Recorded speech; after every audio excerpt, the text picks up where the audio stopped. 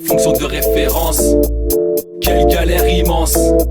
Tu cherches la délivrance. Clique ici c'est gratos, que des matos locaux. Y'a tout dans mon programme. Ma méthode est facile. Tu veux devenir pro en maths. Suis bien tous les chapitres. Clique ici. Bonjour les matos locos, on se retrouve pour une série de 3 vidéos qui portent autour des tangentes. Si vous maîtrisez ces 3 vidéos et les exercices qui vont avec, on peut dire que vous avez compris l'ensemble de ce cours. Donc, premier exercice, tangente passant par un point, c'est le plus simple des 3. Soit f une fonction définie sur R, on vous donne son expression. Montrez que la tangente ACF au point d'abscisse 1, on la voit ici dessinée en rouge, la courbe CF c'est la courbe verte, passe par le point A de coordonnées 4, 0 qu'on voit sur le graphique. C'est clair, sur le graphique, il est clair que cette tangente passe bien par ce point.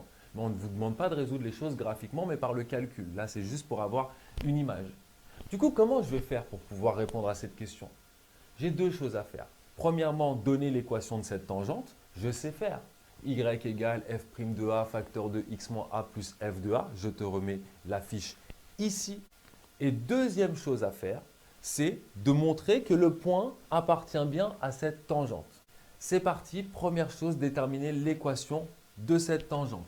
Donc ça, j'applique le cours. L'équation de la tangente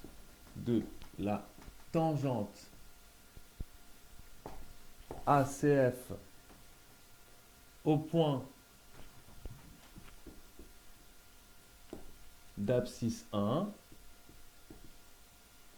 vaut y égale f' de 1 facteur de x moins 1 plus f de 1.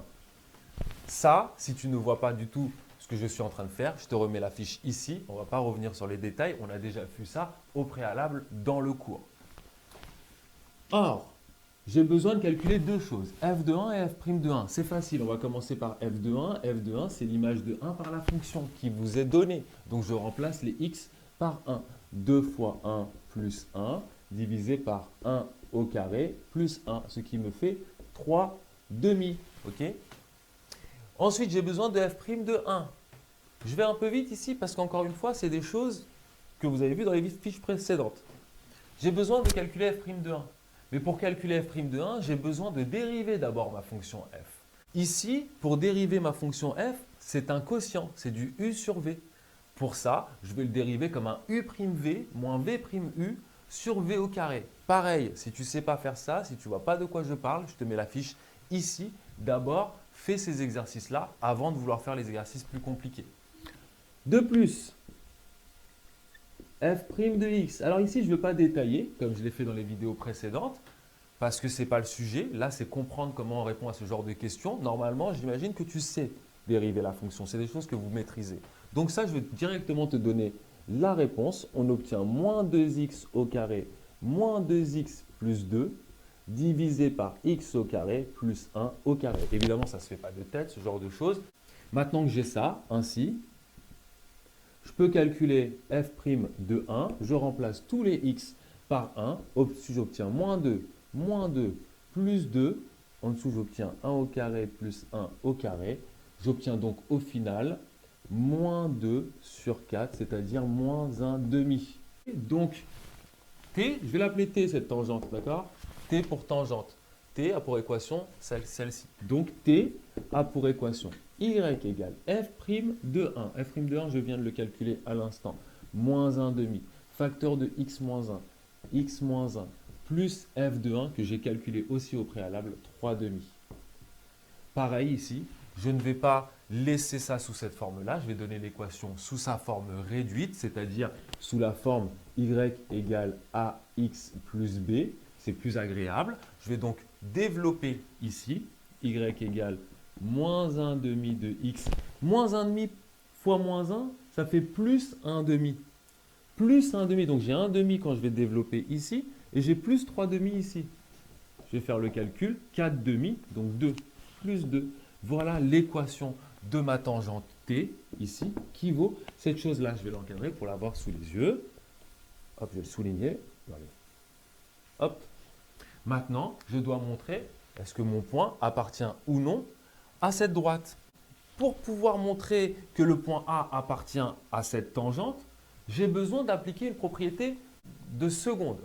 Je vais donc énoncer cette phrase. Si tu la comprends très bien, tu peux passer avec la timeline directement à la fin de l'exercice. Sinon, il va falloir que tu prennes 2 minutes pour faire ce rappel ensemble. Je vais tout expliquer pour savoir si un point appartient ou non à une droite. Alors la phrase, c'est la suivante. Un point appartient à une droite si et seulement si ses coordonnées vérifient l'équation de la droite.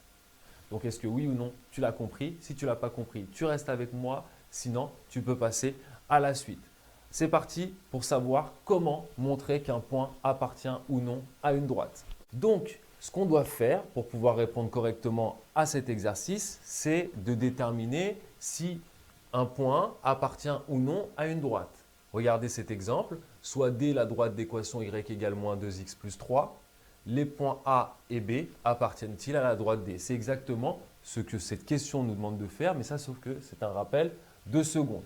Donc, je vais remettre ici la propriété de seconde qui me dit que un point appartient à une droite si et seulement si ses coordonnées vérifient l'équation de la droite. Ça, c'est la propriété en langage français. Maintenant, sa traduction dans le langage mathématique devient soit D la droite d'équation y égale ax plus b, soit D la droite d'équation y égale ax plus b. Donc, on est exactement dans ce cas de figure pour l'instant.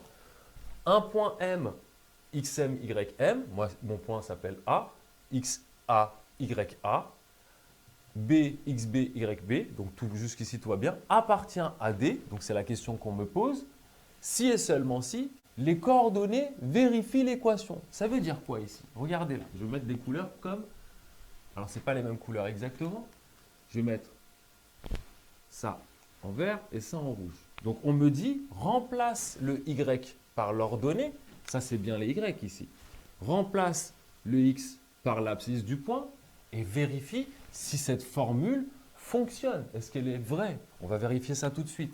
Donc je remplace le y par 5. A appartient à D équivaut, j'utilise la propriété, y je le remplace par 5, donc 5 égale moins 2 fois x il est là, fois 4, plus 3. Ce qui équivaut 5, j'y touche pas. De l'autre côté, je fais le calcul. Moins 2 fois 4, ça fait moins 8, plus 3. Ce qui me donne 5 égale moins 5. Ça, c'est absurde. Ce n'est pas vrai. 5 n'est pas égal à moins 5. C'est-à-dire que mon hypothèse de départ, c'est-à-dire que le point appartient à la droite, est fausse. Ainsi, A n'appartient pas à la droite D. Puisque je suis parti de cette hypothèse, j'ai appliqué la propriété du cours qui me dit que si un point appartient à une droite, les coordonnées doivent vérifier l'équation. Sauf que ce n'est pas le cas. C'est absurde, donc ça c'est faux.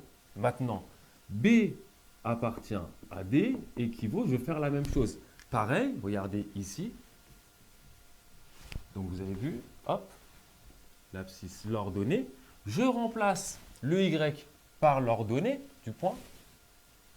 Donc 9 égale moins 2 fois x, qui est x ici, c'est moins 3. Moins 3 plus 3.